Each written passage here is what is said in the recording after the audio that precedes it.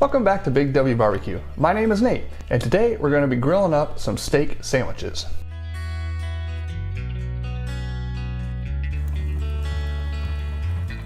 Hey guys, thanks a lot for joining me here today. If this is one of your first time watching one of my videos, a special welcome to you.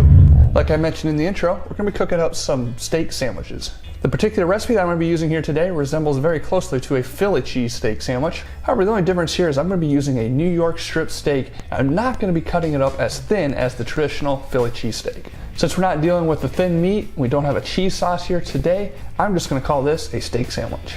So one of the key things I'm going to be using here for this cook is what's called a grill mat. So for any of you that aren't familiar with a grill mat, I'd encourage you to go ahead and check out the video here that I reviewed this on. I'll be sure to link that up in the description below, as well as I'll put a card up top here.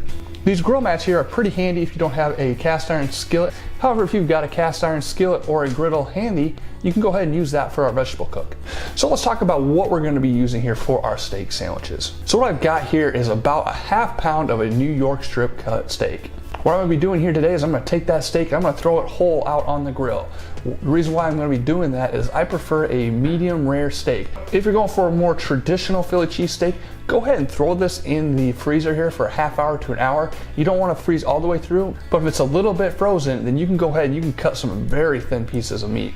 Then you can just go ahead and toss that on your mat or your griddle, and you can cook it up just like that. Today I'm going to be cooking on my Weber kettle. However, if you've got a gas grill, that works just as well. Then for the vegetables here, I've got some mushrooms, some onions, some green and red peppers.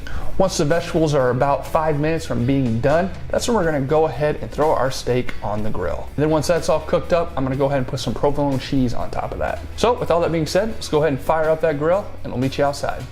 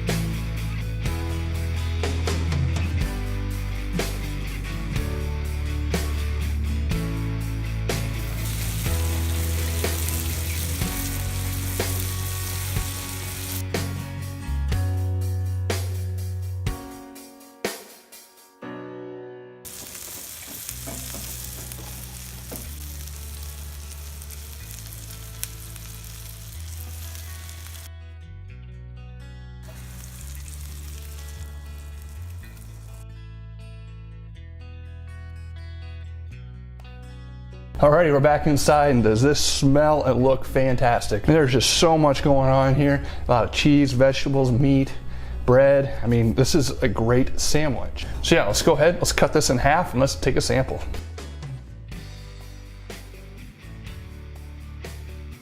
One of the things I love about Philly cheese sandwiches is just the flavor that comes with them. The fantastic cooked vegetable face paired up with the beef and cheese. I mean, that's just a great combination. So guys, I hope that you've enjoyed my version of a steak sandwich. They're pretty easy to make, and they always make for a great meal. I hope that you guys have a terrific rest of your day, and until next time, I'll see you out at the grill.